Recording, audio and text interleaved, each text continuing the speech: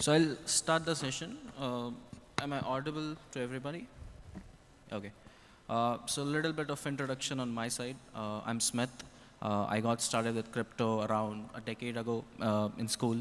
I have a background in cybersecurity, have helped some companies like Telegram, Dapnode, Uber, Ghana with cybersecurity.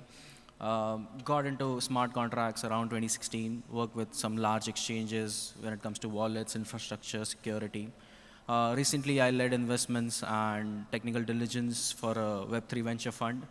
Right now, I'm a security researcher, and I'll be your instructor for this session. So I'll be covering DeFi strategies. Tell me, how many of you have coded in Solidity before? Okay, quite nice. And how many of you know what a DeFi strategy is? Okay. So I'll take a brief example of how strategy works, what a strategy is, and why are there strategies? Why do people pool money for a strategy? So for strategy, we can take a simple example as a bank. So let's say if you have $100, if you have $100, if you have $100, you all deposit the money into a bank, and then bank lends out that money to different borrowers, makes the interest, and gives you your money back. So similarly, there are certain pools, certain farms. So today we'll be taking an example of Silo Finance. So on Silo, Silo is a DeFi protocol. So when you deposit some ETH on Silo, you get yield. So let's say just like you put money into the bank, you put, let's say, $100 into the bank, and you get $3 as yield per year. Similarly, you get yield. But what Silo does is, in order to incentivize people to deposit money into Silo, Silo gives you some governance tokens as free money, as yield or as rewards. So let's assume Silo gives you, when you put in $100, Silo gives you $3 as yield, and it gives you like $7 of its own tokens. So you end up making like $10 in yield at the end of the year. So you make 10% in yield at the end of the year. But now the thing is, Silo is giving you its own tokens, and its value may be going up, may be going down. What if every single day you can go to Silo and say that, okay, you have my $100, you are giving me 7% yield on Silo tokens. How about you give me the yield today?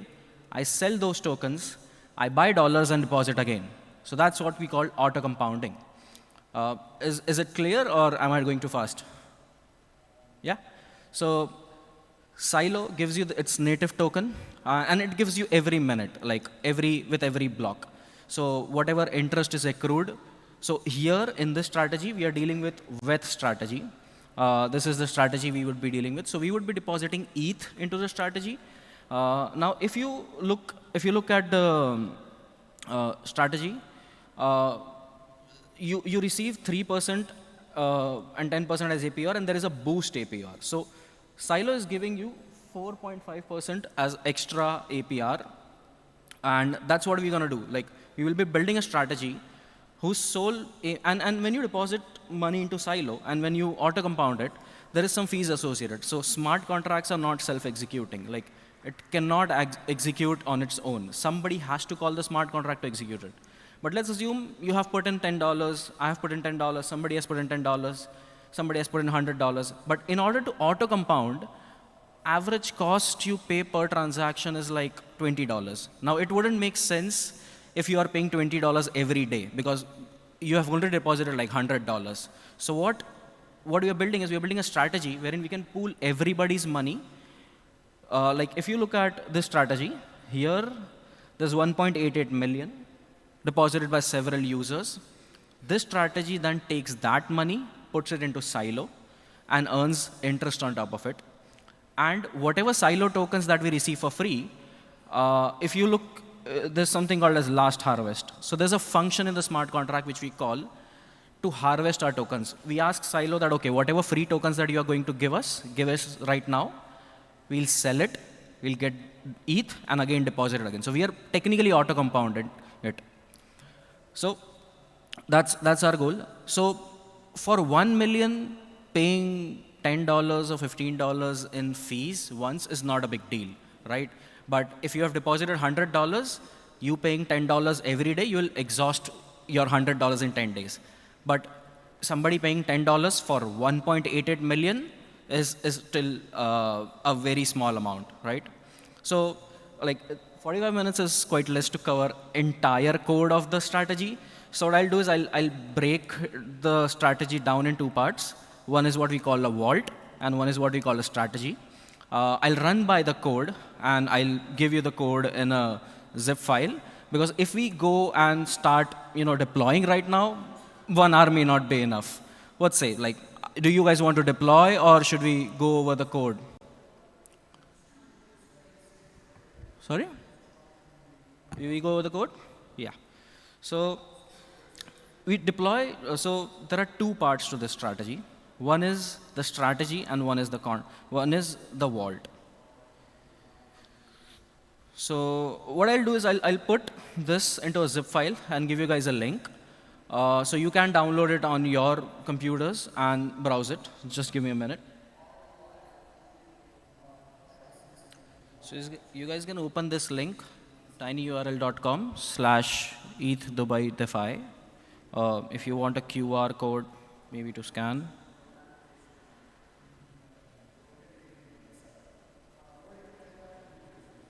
Here's a QR as well.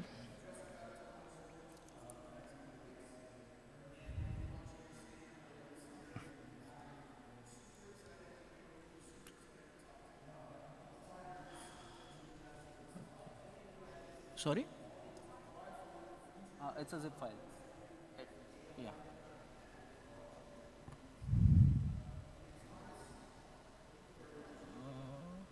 Can you lower the voice? Can you lower the voice?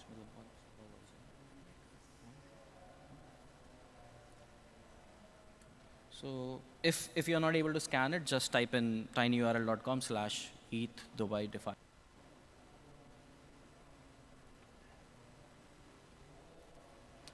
Were you all able to open it? Okay. So in that, so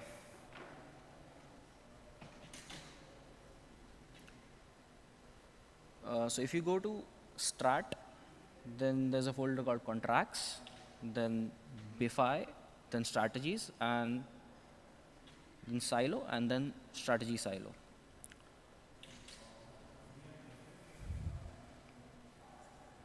So you guys got it?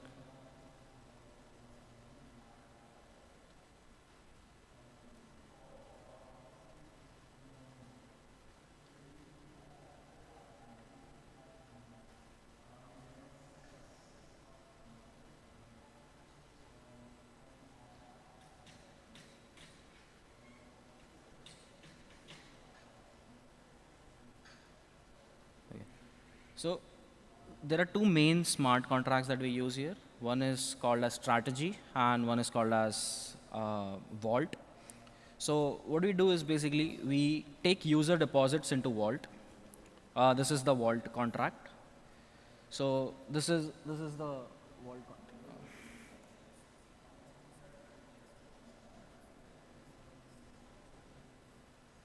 So this is the vault contract. So there are some helper variables and functions that we have here. So Beefy, we are using Beefy's vault. So Beefy is a very famous auto-compounding dApp that a lot of people use to deposit their money, and they automate auto-compounding with that. So with Beefy, what we are doing is we're building a smart contract called as vault. You can ignore the first variable for right now, strategy candidate. So we declare a variable called strategy, which will hold the address of our smart contract, which is called a strategy, which contains the actual code, which will be a Swiss Army knife, which will take our money, deposit into silo, auto compound, all that stuff. So this contains some functions. So let's say if a developer makes any changes to this, there should be some delay before the changes go live. So we have something called as approval delay, but we won't get into that. So there's this function called as initialize, which we initially called to deploy our vault contract. So in that, so our vault contract is essentially an ERC20 token. So when you deposit money into the bank, okay, you get some receipt, like you have it on your passbook, you have it somewhere. So when you let's say buy government bonds, you deposit money with the government and you get a bond. So here in our vault contract, we'll be issuing ERC20 tokens for all the people who have deposited money into our vaults. So initially, when let's say somebody deposits $100, we give them 100 tokens. And now nobody else has deposited money into our vault. 100 tokens are out there in the market, but with the yield, our tokens are now 107. So now the 100 tokens that we issued are now equivalent to the actual $107. So that's our strategy here. And then, so we initialize it. We give a name to this ERC20 token. We can give it maybe name as beefy strategy, silo strategy, something like that. We give it a symbol. We need to own that contract. So we are using OpenZeppelin. OpenZeppelin are some open source smart contracts that we use so that we don't have to write a lot of code, a lot of redundant code. OpenZeppelin are some open source smart contracts that you can use to deploy ERC20s, ERC721s. So we pass these 4 things while creating a new vault. One is the name of the ERC20 we want, the symbol, the strategy smart contract. So before the vault, we need to deploy a strategy. I'll go to that in a moment. And there is an approval delay. So let's say if a developer makes any changes to the smart contracts, people need to know that, okay, somebody has made a changes. Maybe I want to withdraw my money, something like that. Let's say, so in this smart contract, because we are managing people's money, we have a fee of 5% that we are charging to the users for managing their money. But let's say if tomorrow a developer increases it to like 50%, people may not want to have their money into the vault. So there's something called as approval delay. So let's say if I deploy new strategy today, maybe it goes live 7 days later, not before that. So there are some helper functions that we deploy, which is want. So basically, what is want? Want function returns us the token that we are taking. So in this strategy,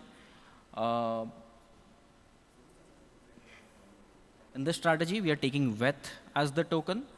So when we call this, it will give us the address of the token. So I have these tokens deployed here.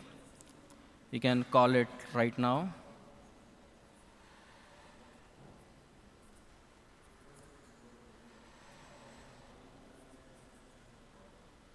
So when we click on want, it gives us an address. So this is the token that the strategy or the vault wants. We cannot deposit any other token into this apart from the want token. So what is the want token? If we go to Etherscan, check this out. It is actually the wet token, just like we went in the last step. So we define balance. So because we are issuing new shares, new ERC20 tokens, to map it with the money that's in the strategy, we have a balance function. We also have an available function that, like, it is an extra function. We're not using it right now, but it is added just in case we add any new entities to it. So as I said, like, let's say if you deposit $100, so the strategy issues new 100 tokens, which guarantees that you own 100 tokens into the vault. But over time, we are accruing interest. So the $100 you put in is now worth $107.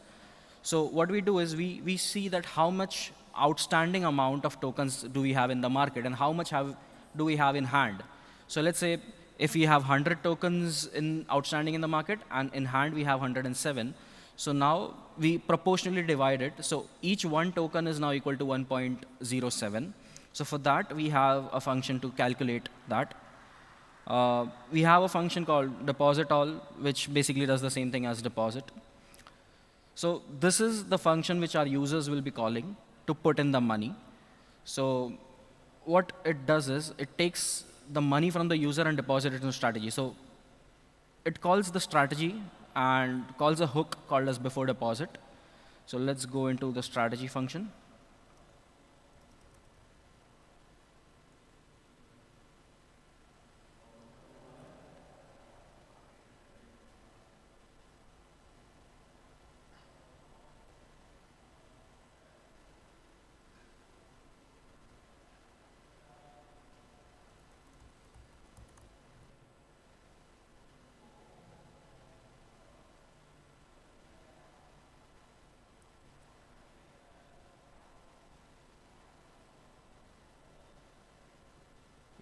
So basically before deposit and after deposit are hooks. Let's say if we want to do certain calculations, let's say if we want to charge, let's say 0.1% on every deposit, maybe we can add a function here, but right now we are not charging anything on the deposits.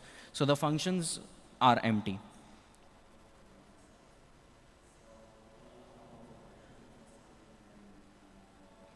Then we calculate our own balance. What is the amount of ERC20s that we have issued in the market? Then we safe transfer from the user. So let's say if you have called the smart contract, whatever amount you have asked. So when you call the function, you pass an amount. Let's say you want to deposit 2 ETH. So we call the want function, we do a safe transfer from, and the amount gets transferred into the vault smart contract. Then once that is done, vault smart contract calls something called as earn function. Now what the earn function does is, here's our earn function.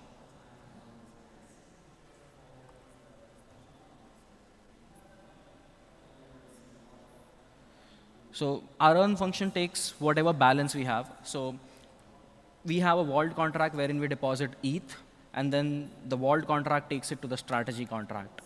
So for that amount of time, whatever ETH the vault contract has, we check what balance we have. So we check whatever balance we have, then we transfer it to strategy. We use the safe transfer from function and transfer it to strategy. And then we call the function strategy.deposit. Now we go to strategy. When the vault contract calls strategy on the deposit function, like it takes all the money and deposits into Silo, and it emits an event called, whatever amount we have deposited. So our strategy function has, so I've added some comments here. Yeah. So this is our strategy contract. So this is the native address that we use for WETH. Second is the address for Silo token, because the rewards that we receive, right? Silo is giving us some freebie tokens, free rewards, but we need to let the smart contract know what rewards we are receiving. So we write it down as Silo token. Want is basically the token that we want to deposit. Silo is again the address of the tokens we receive. Collateral is not useful here. Reward claim is basically the addresses we pass to Silo to tell the Silo contract that, okay, I have some rewards and I want those rewards. So we initialize Silo reward addresses. We initialize an helper called as Silo lens. So we can ask Silo, okay, tell me how much money do you have of mine? So because let's say when you deposit into a bank also goes and deposits into some other bank. So basically how the bank will ask the other bank, okay, tell me how much money you have of mine. So this is what Silo lens does here. We use this contract to ask it that tell me how much money you have, how much you owe me, how much rewards you owe me. So have you guys used Balancer or Uniswap? Yeah. So whatever tokens we'll be receiving, whatever the free tokens that we'll be receiving in Silo, we want to convert it instantly because we don't know the price would go up or down. So what we'll be doing is Balancer is similar to Uniswap. So we'll be converting those tokens into ETH instantly. And this is the route we would be using for sapping. So we have some functions. So when we initialize the strategy function, we call initialize. Nothing much happening here. Like you just put in all the values that you pass. Silo address, the contract address wherein you put in money. Collateral token, the token that you want to deposit. So in our case, it will be WETH. So the most important function or the interesting function is deposit. So we see when you call deposit here,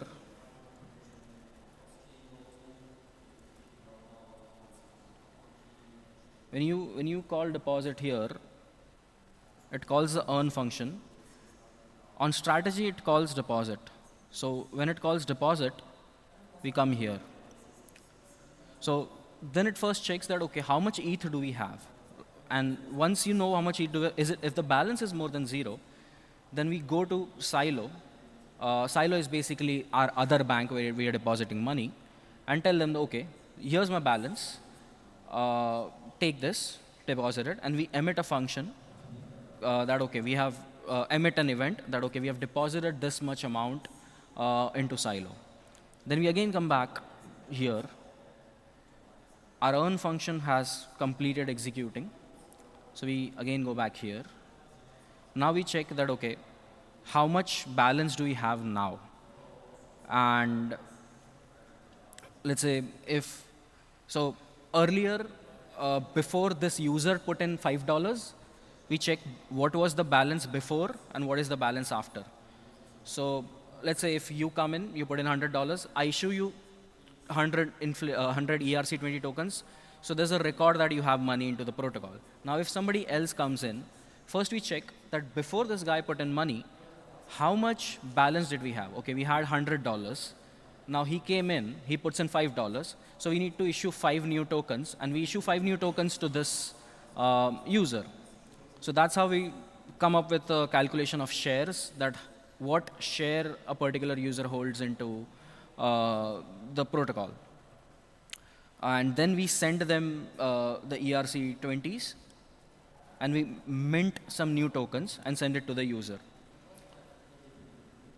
So you might say that, like, the money is into Silo, how will it auto compound? So for that, we have something called as the harvest function here. So what the harvest function does, it calls Silo, tells it, okay, whatever free rewards you have accrued till now, give me the free rewards, convert it into ETH. That's what we do here. So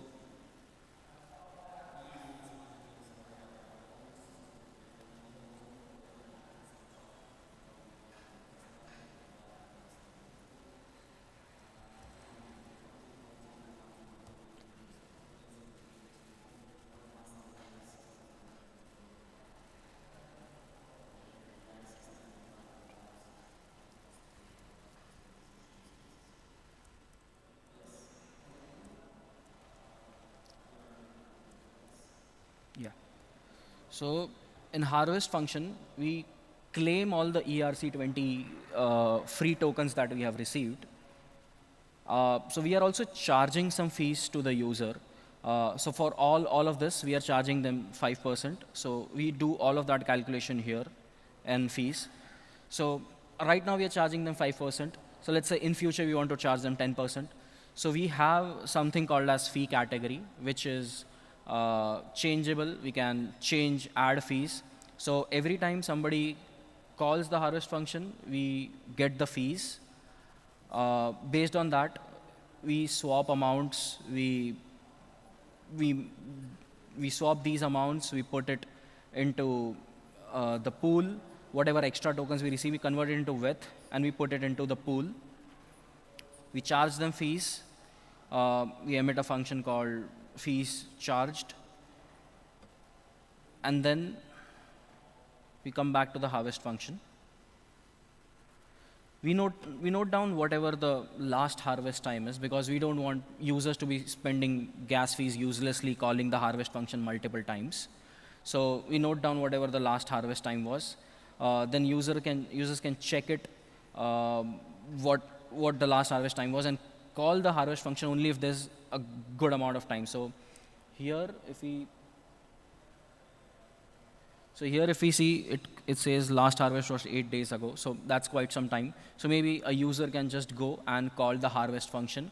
But why will somebody call the harvest function, right? So in order to incentivize users to call the harvest function, we give them some incentive. So we can try it out right now.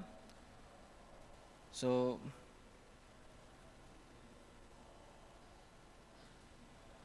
I'll deploy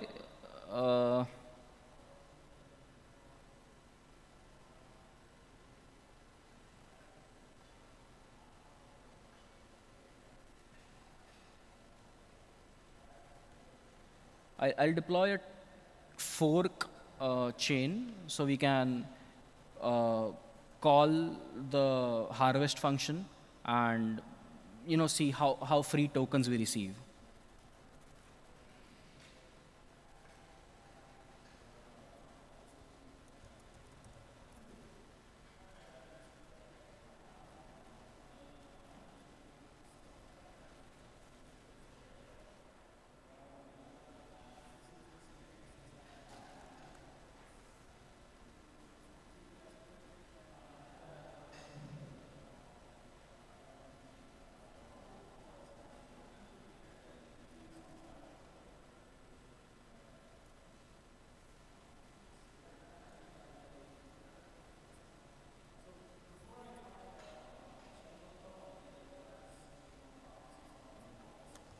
So if you see, I have some ETH, but I have zero WETH. So my balance is zero.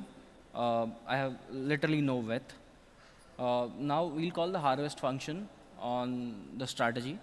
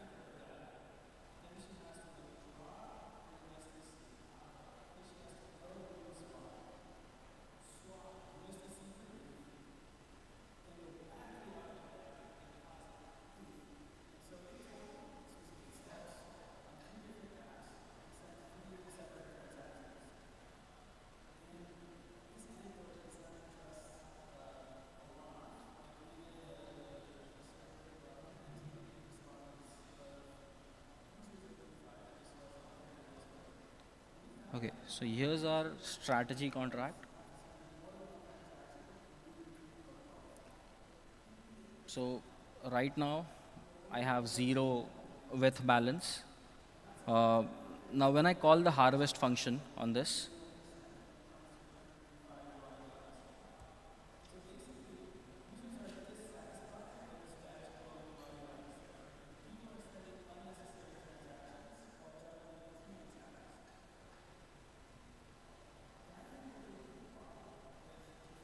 you can see I have some extra WETH tokens. Now this is the incentive that we give users on calling the harvest function. We can go over the execution as well in tenderly.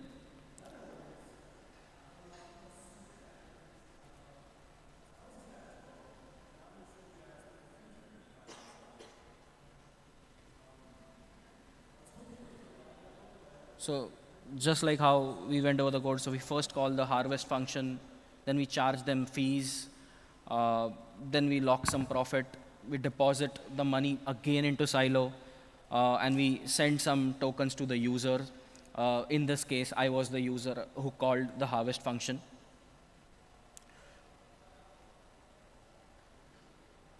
I know this would have been too much in like 30 minutes. Like, do you have any questions that I can answer in a simple way?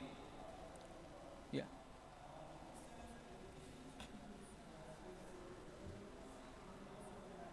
Sorry?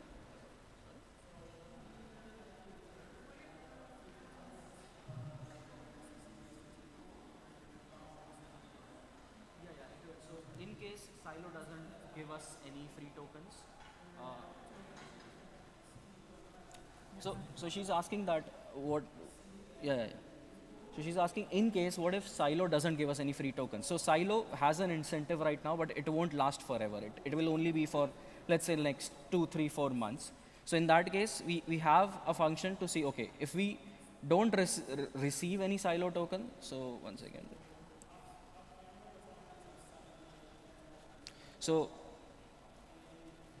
here we have a balance function. So in case if we receive more than zero, if the free tokens that we receive is more than zero, only then we take the hard step of charging them fees, converting all of that into WETH, depositing it again into Silo, and then issuing new tokens and all that stuff. After some time, Silo might stop giving us incentives. So in that case, the balance will not be more than zero. So this entire function of doing the hard step of charging fees, harvesting would not work. What is the next block for harvest? Can we check it? Sorry?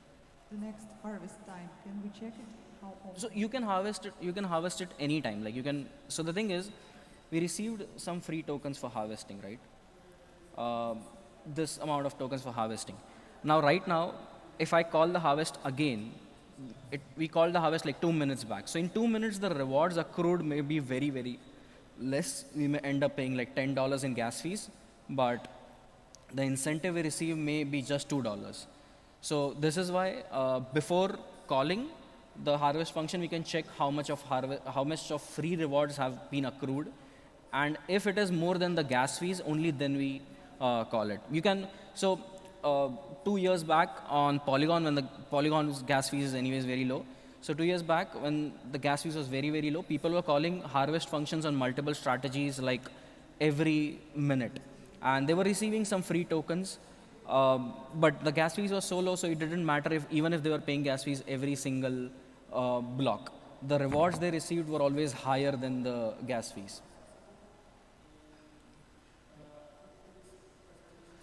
Anybody else like wants to ask anything?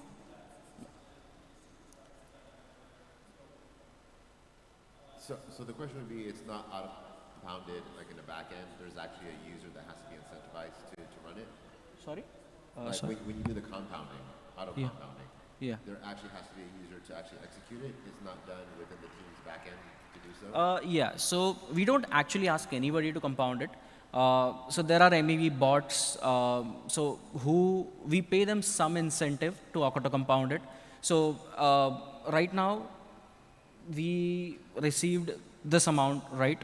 So maybe you can write a bot.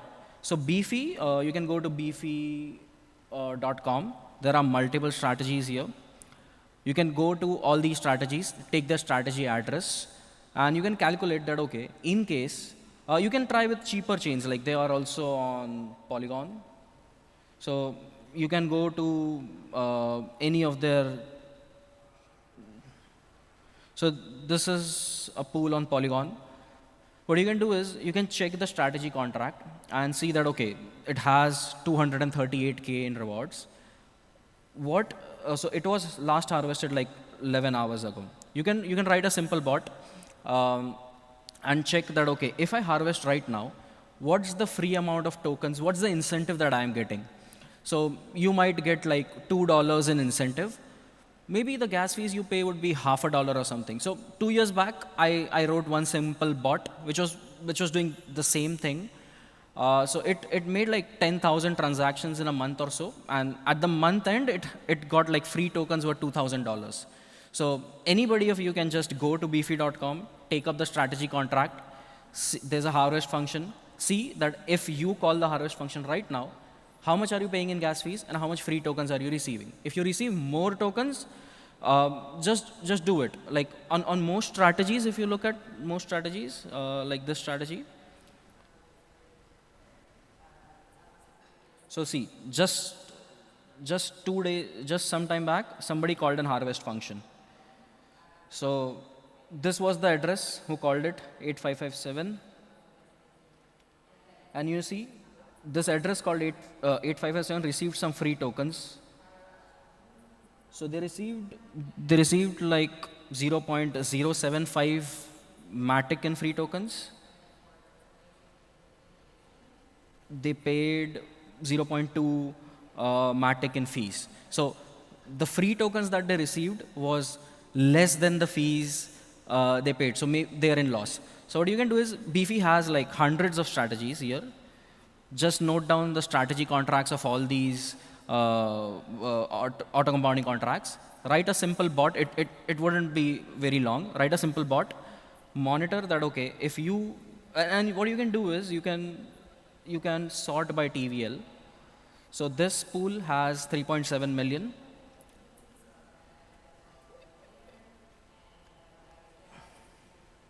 Somebody called and harvest 5 hours ago. Same guy, 557. So in this case, he received 0.12 Matic and he paid 0.16 Matic. So it is very close to the amount of fees that he paid. So sometimes what will happen is, you may end up paying less gas fees and make more in free rewards. And not only with Beefy, so you can go through Beefy's documentation, you can go through Yearn's documentation, all these contracts, you can call harvest functions and make free money if you are faster than other bots. Yeah. Thank you.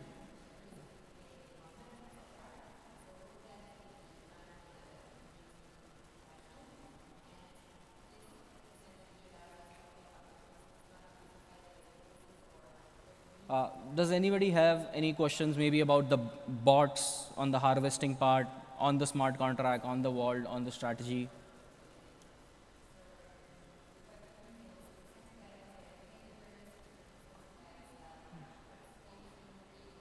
Sorry? Can you change the token, rewarded token? Sorry? I mean, like instead of silo, can you change token? A token, okay. So depends. If we are in Ethereum, okay, so Silo is a market which is giving some boost. Same, we can go to with this pool. Here, there is some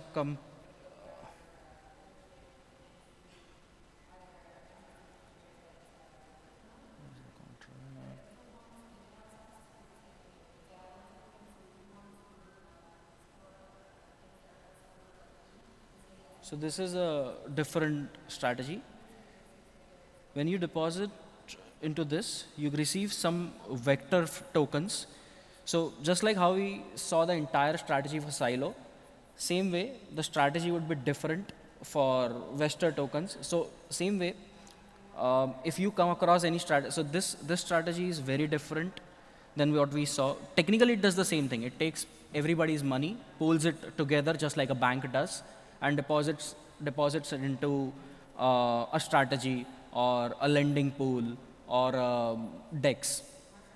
But the calculations, how it issues tokens, it's mostly all same. What it does, so this functions change then. So the harvest function that we made here, that will be different for Vester, but majority of the other functions would stay same.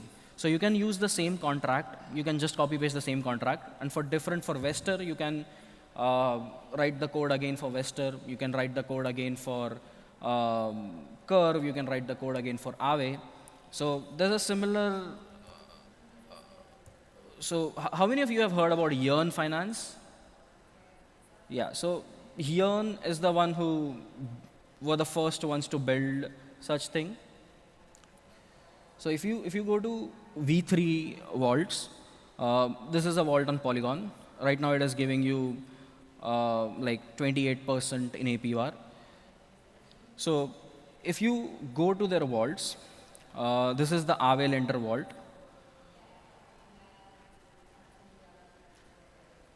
You can go to the vault contract.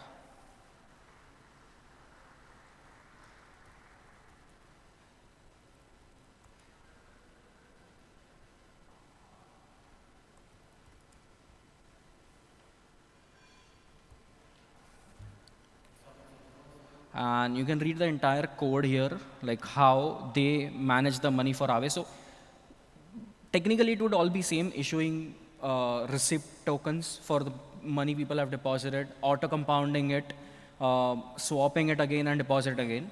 But every protocol is different, just like how every bank is different. So the deposit function and the harvest functions, so this is our harvest function for Silo.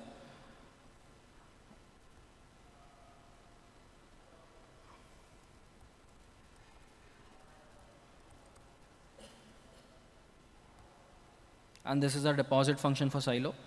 So deposit and harvest functions would change, but other than that, you can reuse like 60 to 70% of the code for any strategy you want. And if you want to code your own strategy, you can try out Yearn Finance. You can go to their docs.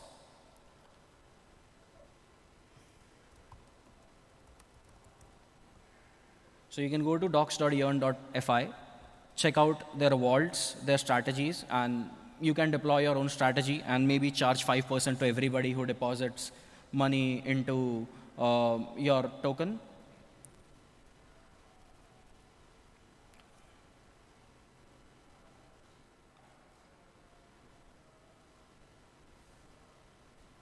And you can also take beefy.app. Here you can go through the strategies, write some bots which harvest the money and get some free tokens.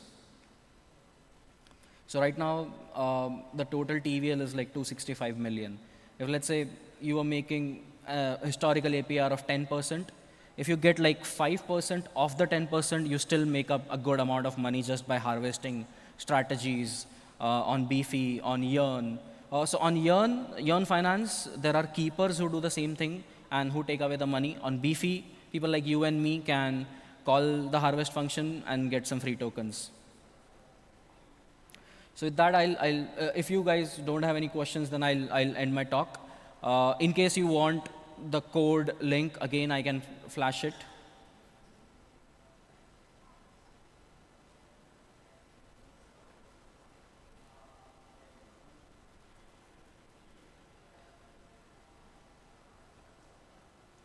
It was tinyurl.com/ETH Dubai DeFi. In case anybody wants to download it.